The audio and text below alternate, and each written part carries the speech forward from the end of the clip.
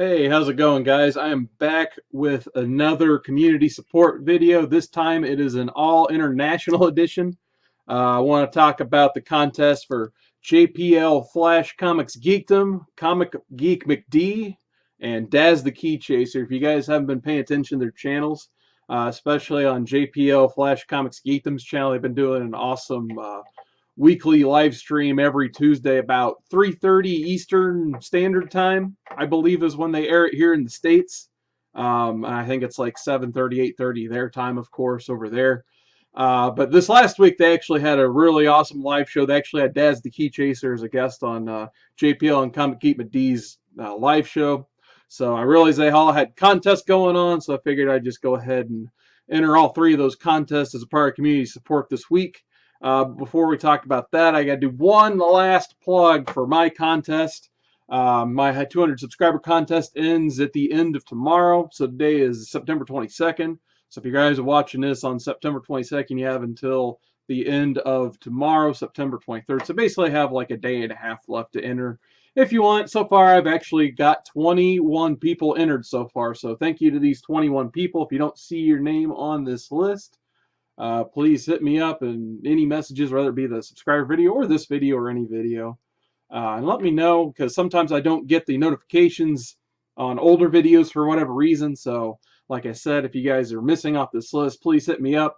And if you guys want to get those last second entries in, definitely, for sure. All right, so back to community support.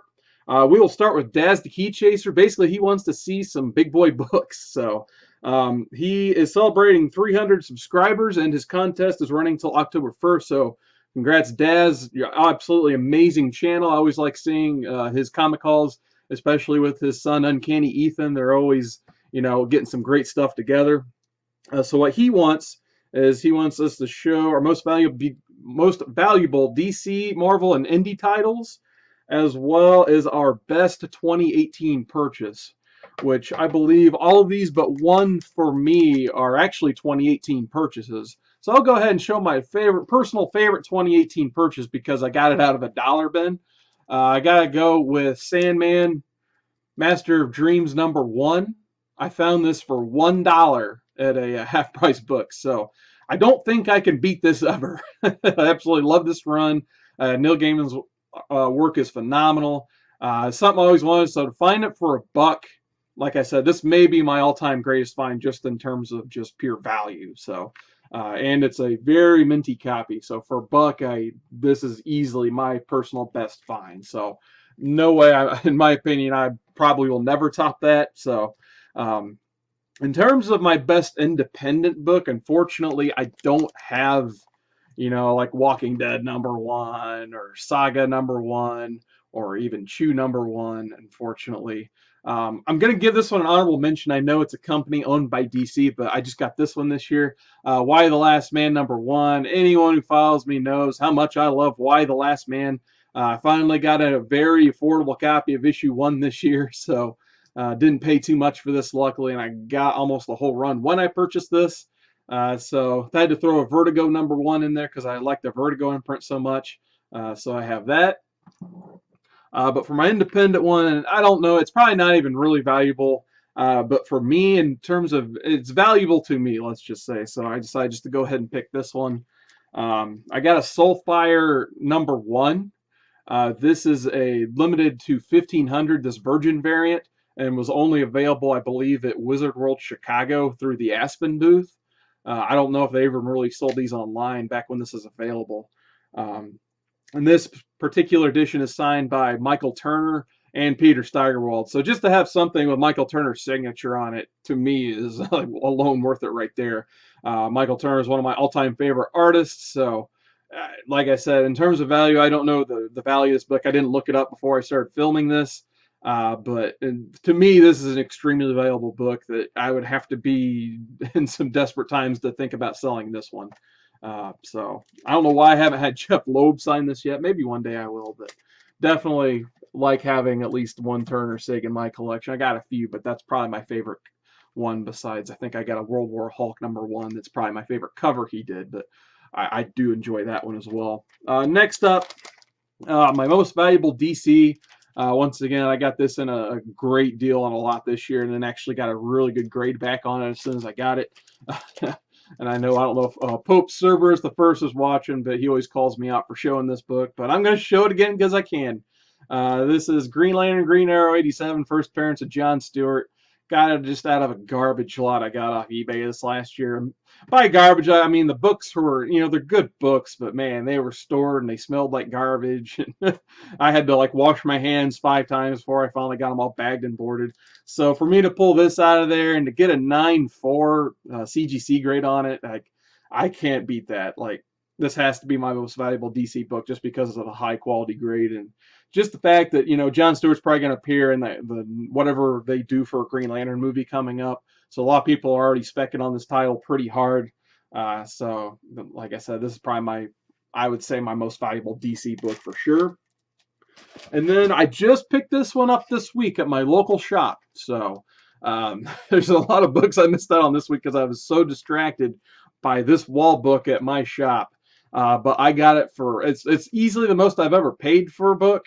But I still got a phenomenal deal on it based on what this is. So basically, this is on my shop owner's wall. It wasn't even behind the counter. It was just on just around the store. Otherwise, it probably wouldn't even caught my eye if I wasn't looking to see what image books came out that day. It was above the image books for some reason.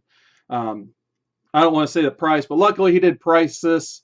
Like he was actually getting ready to, he had a Garvey gun out. He was getting ready to re-sticker it because he priced it too low based on what he read on the Overstreet price guide. And if you guys know the Overstreet stuff, it's not really, I mean, it seems like it's priced a lot lower for raw books than what actually sells on eBay. So I think I got this for a really good deal. So if you guys pay attention to my Instagram and watch Comic Core, I got a Incredible Hulk 181, First Wolverine. Like I said, this is a book I never thought I'd be able to afford or own. So I got this for a heck of a price this last Wednesday, actually. So this easily became my most valuable Marvel book by far, I would say. So extremely happy to own this. Like I said, can't beat that. So once again, check out Dad's the Key Chasers channel. I'll put his contest in the link below when all is said and done. Next up, we got ComicGeekMcD. He is celebrating 50 subscribers, which I think he's blown past that by now, and his contest runs until October 4th. So what he wants is, he says, what superhero has been your biggest inspiration, and show a comic book example? I think in the past I've actually had this same question as part of a contest. I think I picked Connor Kent Superboy, but I want to change it up so I'm not too repetitive. So this time I had to pick Matt Murdock, aka Daredevil. Easily one of the most inspirational superheroes there are out there. Because most superheroes, they have their powers or whatnot, or their skill set is some sort of gift. Whereas Daredevil's originally came as a curse.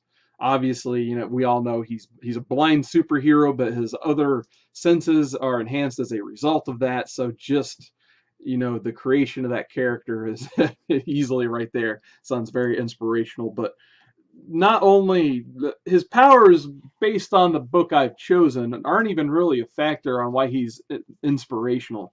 So for my story of inspiration, I guess you could say, I've picked Daredevil Born Again. Easily for me, one of the most inspirational comic book stories that are out there. Basically, if you guys aren't familiar with this one, Karen Page basically sells off the identity of Daredevil for a drug fix to some thug on the street. Unfortunately, in doing so, Wilson Fisk, aka the Kingpin, uses his resources and finds out Matt Murdock is Daredevil. At this point, he doesn't seek out to go directly to Matt Murdock's door and just shoot him in the face or anything like that. He wants to he wants to put the knife in and slowly twist it. So to basically do that, he sits out to ruin Matt Murdock. He gets him disbarred from his law firm. He cancels all of his credit cards and destroys his credit.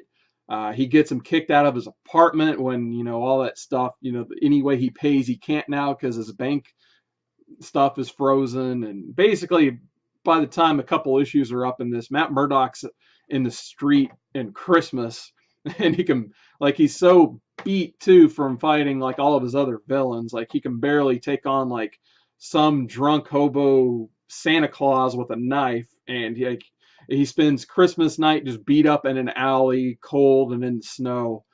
And basically, that's where the title Born Again comes from. He has to be born again after that, um, because he has to come up from the gutters to finally face Wilson Fisk, and kind of get his identity restored and everything like that. So it's an extremely inspirational tale and a very dark and twisted tale at the same time. So if you guys haven't read Daredevil Born Again, this is essential Frank Miller reading, in my opinion.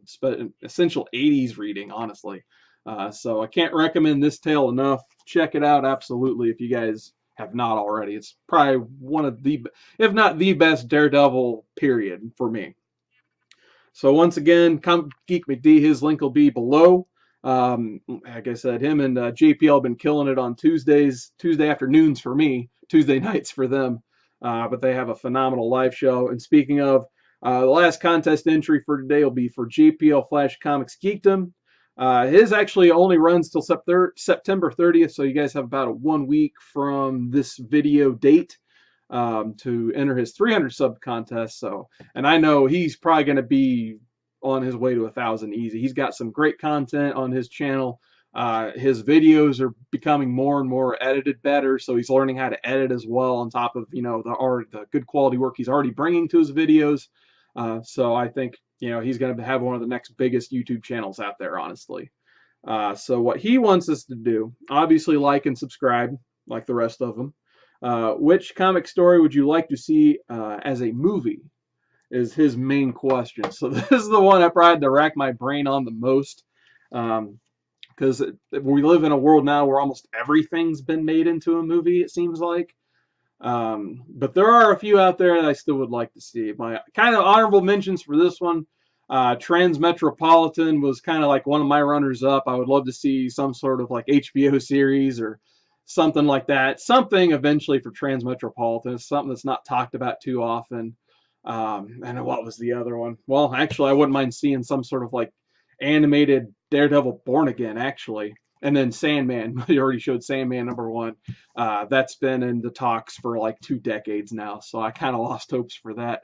But what I decided to go with is a character for some reason, and in the last 25 years, DC's put out like these animated features, the Timverse animated stuff and all that. But there seems to be one character missing from a lot of that, and that's Animal Man. I've always absolutely loved Animal Man, especially ever since this awesome Grant Morrison run. And I don't know why. It seems like DC always forgets about Animal Man. Like, he wasn't even in Justice League Unlimited unless he's like in the background or something. I don't recall him in anything at all, and I have really no idea why, because he's just an excellent character. But especially as Grant Morrison run, if they could do something like this into like some crazy animated DC movie, or even, God forbid, live action, that would be just nuts. Especially like the last third of this Grant Morrison omnibus. If they could somehow take that and make it into like a watchable movie, they'd have to go all David Lynch on it, but I'd love to see something like that. But I just don't think Animal Man gets the credit he deserves, especially since, not only is this run good, but Jeff Lemire had a phenomenal run in the New 52, and they kind of haven't done a lot with the character since that run. So I would absolutely love to see, like I said, whether it be an animated feature, just, like they like to make those a lot, or, a full-blown movie of just the character they haven't explored yet. I would like to see anything at this point from Animal Man, because he's an excellent character, and I think he's one of the most underutilized, tools they have in their drawer right now, basically. All right. So that wraps up my 3 contest entries. So please go ahead and sub up all 3 of these guys if you haven't already. They all 3 have just excellent, phenomenal YouTube channels. And I'll also put the link for their last Tuesday live show. And they actually have a highlight reel too. I'll put that in the link too. I absolutely enjoyed that. So we're approaching 15 minutes here. So once again, I'll get my last plug in. My 200 subscribers contest goes until the end of tomorrow. So if you guys haven't already, go ahead and enter that, please. It'd mean the world to me if you guys make an entry for that. I got 2 huge stacks of giveaway books down here. Look forward to mailing those out. And other than that, thank you guys so much for watching once again, and have a wonderful day.